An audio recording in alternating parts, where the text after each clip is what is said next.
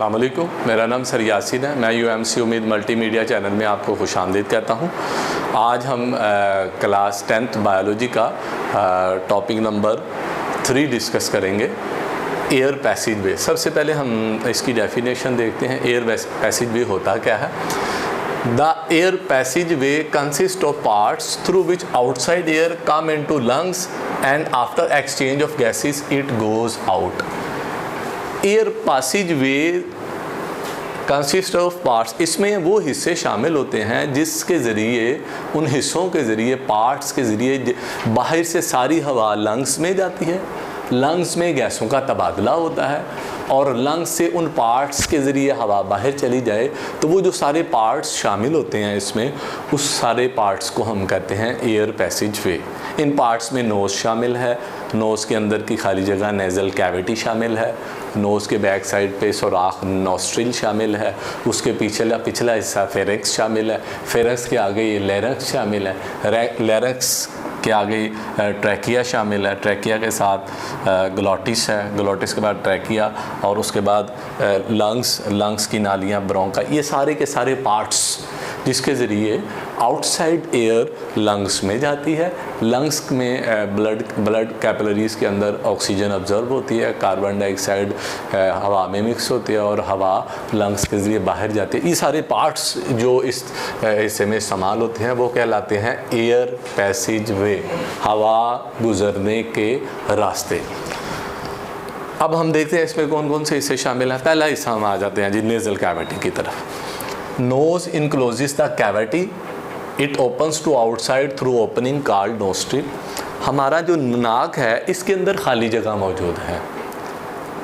नाक के अंदर जो खाली जगह है उस खाली जगह को कहते हैं नेज़ल कैविटी। और उस नाक की खाली जगह के बाहर वाली साइड पर 2 सुराख होते हैं। उन दोनों सुराखों को हम, जैसा कि आप देख रहे हैं नाक में ये 2 सुराख हैं बाहर की तरफ, इन दोनों सुराखों को हम कहते हैं नोस्ट्रिल। चूँकि ये बाहर होते हैं इनको कहते हैं एक्सटर्नल नोस्ट्रिल का नाम दिया जाता है। अच्छा, हमारे नाक के अंदर जो खाली जगह है, नाक के बिल्कुल सेंटर में एक वाल मौजूद है, बिल्कुल सेंटर में। वो वाल नाक को 2 हिस्सों में डिवाइड कर देती है, यानी नेज़ल कैविटी को 2 हिस्सों में, 2 पोर्शन में। Nasal cavity is divided into 2 portion by a wall, यानी एक दीवार के ज़रिए नाक में 2 हिस्से हो जाते हैं। नाक की नेज़ल कैविटी, यानी नाक के अंदर जो खाली जगह है उसके 2 हिस्से बन जाते हैं। Each portion is lined by fine hair and mucus. अच्छा, नेज़ल कैविटी की वाल के हर दोनों साइड के अंदर 2 चीज़ें मौजूद होती हैं। पहली चीज़ उसमें हेयर मौजूद होते हैं, नेज़ल हेयर, बाल मौजूद होते हैं नाक के अंदर। दूसरी चीज़ उसके अंदर म्यूकस लिक्विड मौजूद होता है। सबसे पहले हम आते हैं फाइन हेयर्स, जो है बारीक बारीक जो बाल होते हैं, उनका काम क्या होता है? Hair filter the dust particle from the air moving inside the lungs. हवा जो बाहर से लंग्स की तरफ अंदर जाती है तो बाल हवा में डस्ट पार्टिकल को फिल्टर करने का काम सर अंजाम देते हैं। और म्यूकस का जो है बुनियादी काम, बेसिकली म्यूकस का बुनियादी काम, म्यूकस के 2 बुनियादी फंक्शन है।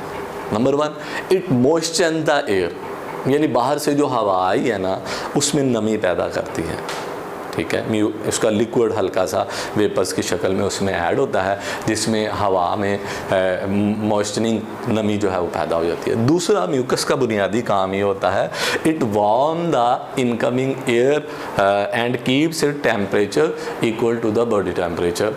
म्यूकस दूसरा काम ये करती है, जो बाहर से हवा आ रही है उस हवा को गर्म करती है ताकि उसका टेम्परेचर हमारी बॉडी के टेम्परेचर के मुताबिक हो जाए। आपको पता है हमारी बॉडी का टेम्परेचर 37 डिग्री सेंटीग्रेड है। तो म्यूकस का काम ये होता है, कोशिश करती है म्यूकस ये काम करती है कि बाहर से जो भी हवा आ रही है उसका टेम्परेचर हमारे बॉडी के टेम्परेचर के तकरीबन बराबर जो है वो हो जाए। इससे ये होता है कि हवा हमारे लंग्स पे अफेक्ट नहीं करती, क्योंकि अगर बहुत ज़्यादा ठंडी हवा अगर हमारे लंग्स को लग जाती है तो लंग्स को नुकसान हो सकता है, नमूनिया हो सकता है, अदर कॉम्प्लिकेशंस भी हो सकती हैं। अल्लाह ताला ने ऐसा सिस्टम बना रखा है, उसकी शान बड़ी बुलंद है कि उसने बड़ा निज़ाम के तहत इंसान को बड़ा खूबसूरत अंदाज में, हर सिस्टम को बड़े अंदाज में बनाया कि अब हवा भी जो नाक के ज़रिए अंदर जाए तो इस तरह सिस्टम बनाया, उसमें बाल बना दिए, म्यूकस बना दिया कि हवा फ़िल्टर हो जाए, हवा में का टेम्परेचर बॉडी के टेम्परेचर के बराबर म्यूकस कर दे। अच्छा जी, अब हवा जब नेज़ल कैविटी के अंदर आती है तो नाक के बैक साइड पर 2 सुराख होते हैं जिन्हें हम कहते हैं इंटरनल नोस्ट्रिल। हवा इंटरनल नोस्ट्रिल से अगले हिस्से में एंटर हो जाती है जिसे हम नाम देते हैं फेरिंक्स। जैसा कि आप देख रहे हैं ये नेज़ल कैविटी है, ये बाहर के 2 सुराख हैं, ये एक्सटर्नल नोस्ट्रिल है, ये अंदर के 2 सुराख इंटरनल नोस्ट्रिल कहलाते हैं। इंटरनल नोस्ट्रिल से हवा इस जगह पर आती है, स्पेस में आती है, इस जगह को हम नाम देते हैं pharynx. Nasal cavity opened into pharynx, nasal cavity pharynx में खुलती है by means of opening called internal nostril, सुराखों के ज़रिए जिन्हें हम इंटरनल नोस्ट्रिल कहते हैं। Pharynx is a muscular passage and common for food and air. Pharynx ऐसा रास्ता होता है, ये 2 काम सर अंजाम देता है। फेरिंक्स के ज़रिए हवा भी जाती है, ये हवा के गुज़रगाह भी है और फूड की गुज़रगाह भी है। जब हम खाना खाते हैं तो हमारे मुंह से खाना फेरिंक्स से गुजर के आगे जाता है। बिल्कुल इसी तरह जब हम सांस ले रहे होते हैं तो मुसलसल हवा हमारी नेज़ल कैविटी से फेरिंक्स में आती है। यानी pharynx is the passage, muscular muscles का बना हुआ ये एक रास्ता है, खाने के लिए भी, फूड के गुज़रने के लिए भी और हवा के गुज़रने के लिए भी। It ends to opening of oesophagus.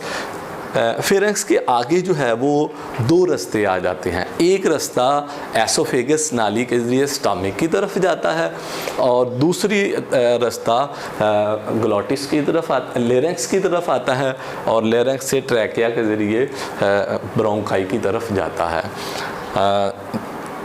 Pharynx से हवा जो है वो लेरेंक्स के अंदर दाखिल होती है। लेरेंक्स के ऊपर ये एक सुराख मौजूद होता है, ये जो सुराख है लेरेंक्स के ऊपर, इस सुराख को हम नाम देते हैं ग्लोटिस। ग्लोटिस के ऊपर छोटा सा लीड होता है, ढकना सा होता है, इस ढकने को हम नाम देते हैं एपीग्लोटिस। कुदरत का सिस्टम ये है कि नॉर्मल हालात में एपीग्लोटिस ढकना खुला रहता है और हवा फेरिंक्स से लेरेंक्स और लंग्स में जाती रहती है। लेकिन जो ही हम खाना खाते हैं तो ये ढकना ऑटोमेटिकली बंद हो जाता है। जो ही ये ढकना बंद होता है तो हमारा खाना फेरिंक्स के ज़रिए लेरेंक्स में जाने के बजाय उस नाली की तरफ चला जाता है जिसे हम एसोफेगस कहते हैं, जहाँ से वो खाना हमारा मैदे की तरफ चला जाता है। लेरेंक्स के अंदर जो खाली जगह होती है उस खाली जगह को हम नाम देते हैं ग्लोटिस, यानी उसका अंदर का जो पोर्शन है लेरेंक्स का। जैसा कि आप ये मेरी गर्दन में उभरा हुआ हिस्सा देख रहे हैं, it is known as the larynx. Larynx हिस्सा ऐसा है, यहाँ से आवाज़ पैदा होती है। वो अभी हम अगले पॉइंट में डिस्कस भी करेंगे कैसे आवाज़ पैदा होती है। ग्लोटिस एक छोटा सा नैरो ओपनिंग है एट द फेरिंक्स के बिल्कुल एंड पे एक छोटा सा सुराख है, उस सुराख का नाम ग्लोटिस है, उसके ऊपर एपीग्लोटिस है। Epiglottis is used to prevent the entry of the food into larynx और लंग।